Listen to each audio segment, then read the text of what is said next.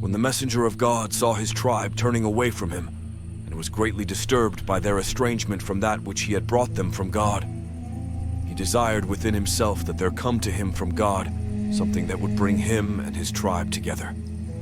Because of his love for his tribe and his concern for them, it would have pleased him if their harsh treatment of him should, in some measure, have been softened, to the point that he thought to himself about it, and desired it, and wished for it. So God sent down Surat al-Najm. لقد رأى من آيات ربه الكبرى. لقد رأى من آيات ربه الكبرى. أفرأيتم للات والعزى. أفرأيتم للات والعزى. ومنوثة للثالثة الأخرى. ومنوهة للثالثة الأخرى. When he, the prophet, reached the verse, "Have you seen Al-Lat, Al-Uzza, and Manat, the third one?" Satan cast upon his tongue because of that which he had been thinking to himself about and had been desiring to bring to his people. تلك الغرانقة العلا وإن شفاعتهن لترجى. تلك الغرانقة العلا وإن شفاعتهن لترجى. When Quraysh heard this, they were delighted. The way in which he had mentioned their gods pleased them greatly. They hearkened to him, while the believers trusted their prophet in regard to that which he brought them from their Lord. They did not suspect him of an error or delusion or lapse. And when he reached the prostration in the surah and completed the surah, he made the prostration, and the Muslims made the prostration with the prostration of their prophet, believing what he brought them to be true, and in obedience to his command.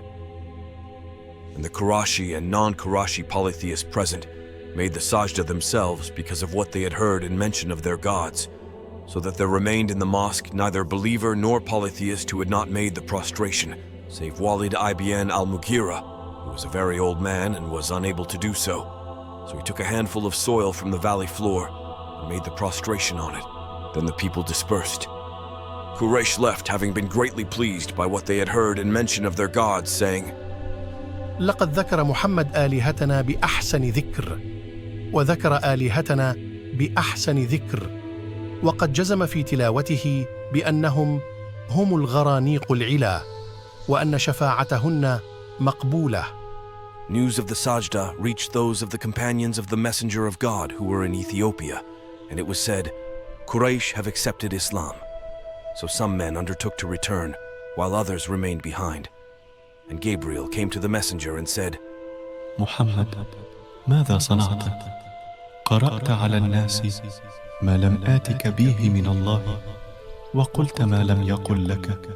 So God sent down a revelation and was merciful to him, comforting him and lightening the burden of the matter, informing him that no prophet or messenger before him had desired as he had desired, nor wished as he had wished, but that Satan cast something into his desire, just as Satan had cast onto the prophet's tongue, and that God then removed that which Satan had cast and established his signs, meaning, you, Muhammad, are like the rest of the prophets and messengers.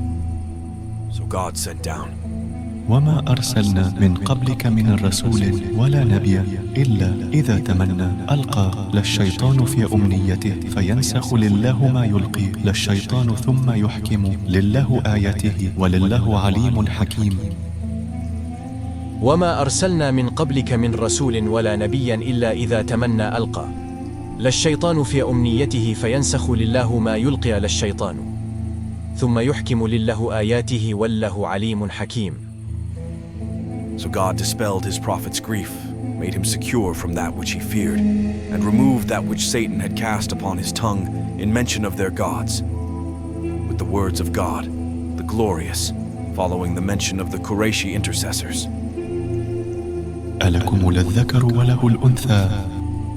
ألكم الذكر وله الأنثى. تلك إذن قسمة ضيزى. تلك إذن قسمة ضيزى. When there came from God that which removed what Satan had cast onto the tongue of his prophet, Quraysh said, وقد ندم محمد على ما قال في شأن آلهتكم عند الله وغيره وأتى بغيره. And those two phrases which Satan had cast onto the tongue of the messenger of God had become lodged in the mouth of every polytheist, and they became even more iniquitous than they had been before, and even more hostile to those of Quraysh who had accepted Islam and who had followed the messenger of God. and those of the messenger's companions who had left Abyssinia because of what had reached them about the people of Mecca having accepted Islam when they made the sajda with the Prophet, approached Mecca. When they were close to Mecca, it reached them that the conversion of the people of Mecca to Islam, of which they had been speaking, was false. So none of them entered Mecca except under protection or in secret.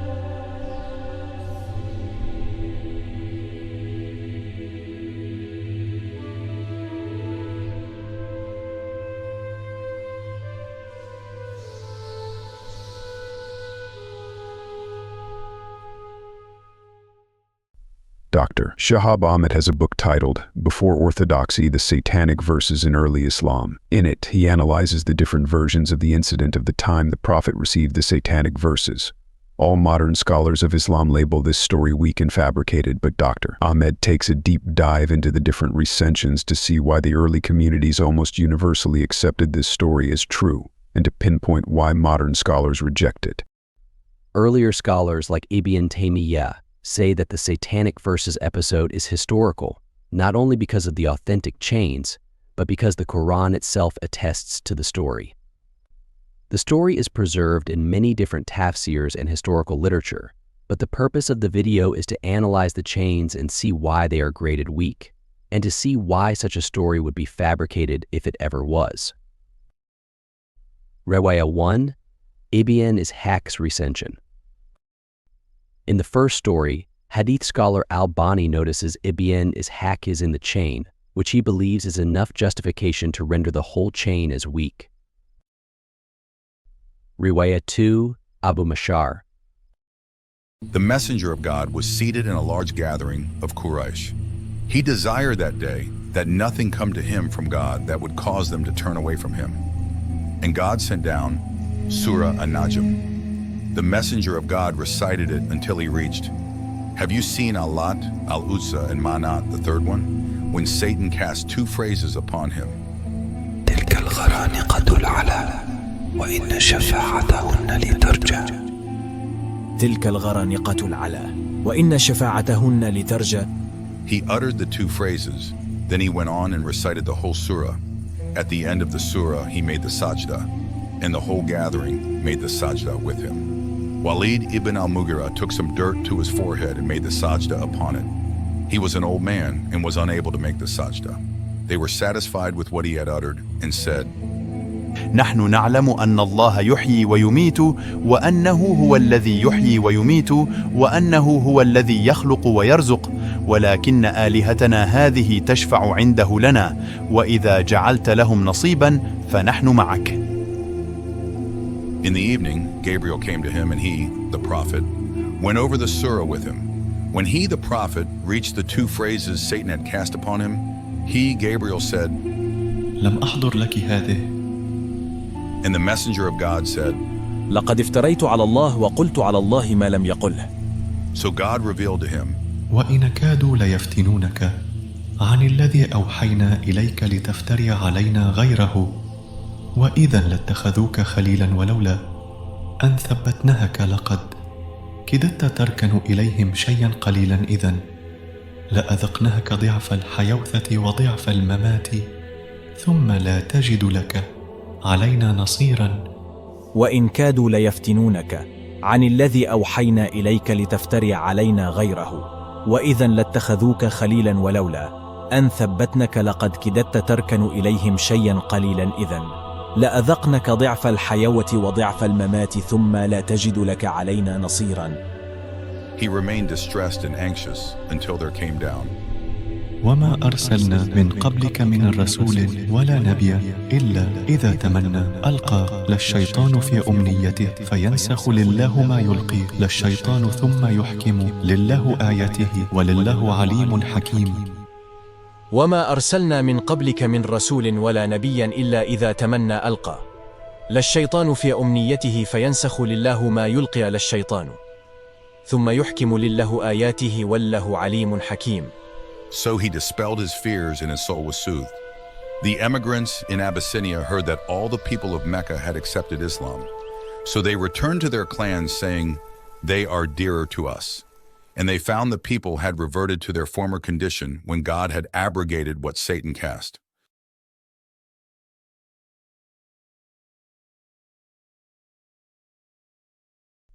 both Muhammads in the beginning of the chain were deemed unreliable transmitters by the Hadith scholars.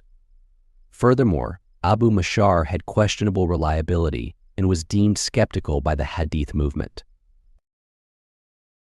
Riwayah 3. Al-Waqidi.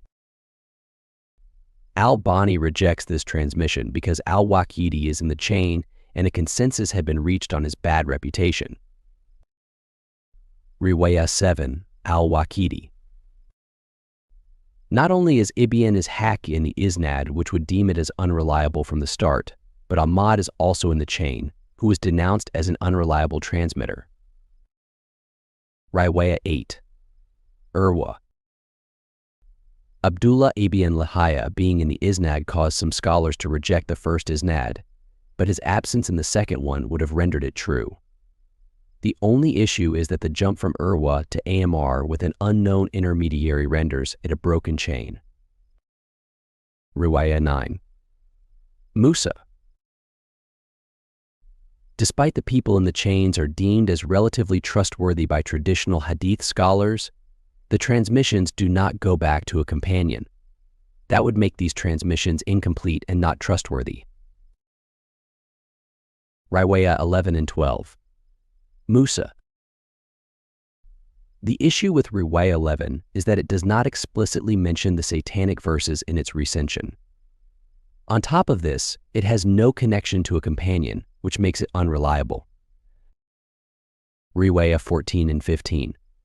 Musa. Riwayah 14 does not go back to a companion or successor, indicating that it is Sahih Mursal. Riwayah 15 is the same, but its transmission doesn't reference the Satanic verses. Riwayah 16 and 17. A Basra and Isnad. Similarly to the previous Isnad, this one is also Sahih Mursal and does not reach a companion or successor, which makes it an incomplete chain. Riwayah 20. Yahya ibn Salam. Similarly to the previous Isnad, this one is also Sahih Mursal and does not reach a companion or successor, which makes it an incomplete chain. Riwayah 21. Abd ibn Humayd. Abu Salih was poorly regarded by scholars and allegedly admitted to transmitting falsehood. Riwayah 22. Ibn Abi Haydim. Asbat was known to be a weak transmitter by some hadith graders, but even worse than that, this chain is wildly incomplete. This would mean that this chain lacks credibility. Riwayah 24. Yahya ibn Salam. Sa'id was one of the first individuals to carry this report on the Satanic verses, and was generally known to be a good transmitter. Qatada was even better. The issue is that this is an incomplete chain, and the source of Qatada is unknown. Riwayah 25, Qatada and Mamar. The same issue as before is cited in this report. The transmitters in these chains are regarded to be generally trustworthy, but we are too far removed from any companion to say this is prophetic or even a companion-related narration. Riwayah 26. Abdur Razak. The same issue as the last two reports is cited again in this report. This chain does not go back to a companion, making it invalid. Riwayah 31. Mujahid. This chain is garbage. I shouldn't even speak on this one due to how self-evident it is. Riwayah 34. Al-Dahak. This transmission has Hussein ibn Faraj at the bottom. He transmitted a lot of biographical information but was regarded terribly by Hadith scholars. This chain is also incomplete, making it invalid. Riwayah 35. Atiyah ibn Sa'd. This transmission is complete with it going back to ibn Abbas. The next individual in the chain is Atiyah, who had Shia affiliations. This caused some Sunni Hadith scholars to question this chain. On top of this, the third individual in the chain, Hassan, was the son of Atiyah and was lesser known. This contributed to Hadith scholars weakening this chain. Riwayah 36. Abu Saleh. Abu Saleh had an appalling reputation with Hadith scholars, causing this chain to be rejected. Riwayah 37. Ata ibn Abi Rabah. These chains go back to a companion, but 3 of the transmitters are known to be weak by Hadith scholars. Musa as the common link and onwards are the cause of the weakness. Ibn Hibban specifically criticized this chain itself. Riwayah 39. Abu Saleh. There are 2 prominent issues with these chains. The first being that Yahya ibn Kathir is in the first one and was regarded as a weak transmitter for his omissions in transmissions and associations with Shias. The second chain suffers from an incomplete connection between Abdullah ibn Abbas and ibn Abi as-Sulaiman. This makes both regarded as weak. Riwayah 40. Al-Di. This chain has to be the strongest chain we have encountered yet. Not only does it come from a companion like Ibn Abbas, but the next few transmitters are prominent tafsir commentators and transmitters. Ibn Hajar regarded this as a reliable transmission, and it transmits the Satanic Verses incident. The only issue for someone like Hadith scholar Al-Bani is that there is not enough biographical information for Muhammad ibn Ali. This didn't stop Ibn Hajar from believing its authenticity, but it was enough for Al-Bani to weaken it. This seems to be the only reason as to why it was rejected by Al-Bani. Riwayah 41. Abu al-Layth. This chain is immaculate. It is the same chain as the previous one, except that the deficient transmitter of Muhammad ibn Ali was removed. Instead, we get a transmission from Ibrahim to Al-Khalil. Both of these individuals were deemed trustworthy on their own. Al-Bani doesn't cite any deficiency on anything except for Muhammad ibn Ali in the previous chain. He doesn't make any comment on this chain simply because it seems as if none of them were aware of the existence of this solid chain found within the tafsir of Abu al-Layth. If we apply Al-Bani's method, along with Ibn Hajar's method of grading, this chain becomes authentic. This chain doesn't transmit the whole portion of the Satanic Verses incident, but it does transmit the crucial elements such as Muhammad receiving the false verses. This would mean that this is an authentic chain going back to Ibn Abbas. Riwayah 42. Sa'id ibn Jubair. Although this transmission goes back to a student of Ibn Abbas, it's not enough to establish a strong chain despite its trustworthy chain according to the traditional standards. Riwayah 43 and 44. Yusuf. This chain is a trustworthy one. The only supposed issue is Yusuf not remembering if this chain goes back to a companion or not. Al-Bani considers this as a criticism of the isnad, but this is a hardline stance that he doesn't take with other narrations where transmitters say the same thing. If anything, it would reach the status as a Hasan Hadith, but Al-Bani rejects it outright. There are Hadith in Sahih Muslim that don't even reach this standard of correctness, but Al-Bani rejects it due to the transmitter's uncertainty. Riwayah 45 and 46. Sa'id ibn Jubair. These are the last chains. Although all of the individuals are trustworthy, these chains go back to Sa'id ibn Jubair and not Ibn Abbas, making this Sahih Mursal. Not an authoritative narration that goes back to a companion. Even though the tradition considers this a fabricated story, we've demonstrated that there are authentic narrations to this story that have either been over-scrutinized or completely missed, like in Riwayah 41. Despite the correctness in some of these chains, can we truly believe that Muhammad received verses from Satan? The answer to this question is a clear no. If we go back to the quote shown earlier by Ibn Taymiyyah, he claims the Quran testifies to the Satanic Verses incident. The reason why he says so is because of chapter 22, verse 52 of the Quran. The story of the Satanic Verses is commonly found as an exegetical story to explain how this verse was revealed. The verse reads, "We did not send before you any messenger, nor a prophet, without having the devil interfere in his wishes. God then nullifies what the devil has done. God perfects his revelations. God is omniscient, most wise." In the story, Muhammad wished to receive a revelation that would have caused the Quraysh to become united with the Muslims. As he was receiving Surah Najm, Satan interfered in his wishes, just as it was stated in the verse. God then sends Gabriel to nullify those verses by removing it. Muhammad felt upset for what had happened, which caused the revelation of verse 52 to be revealed. Gabriel then recited the correct verses from Surah Najm, which was God perfecting his revelations as cited in the verse. The story was simply Asbab al-Nuzul for chapter 22, verse 52, This became one of the most widely attested and well-known Sahih incidents in all of early Hadith literature.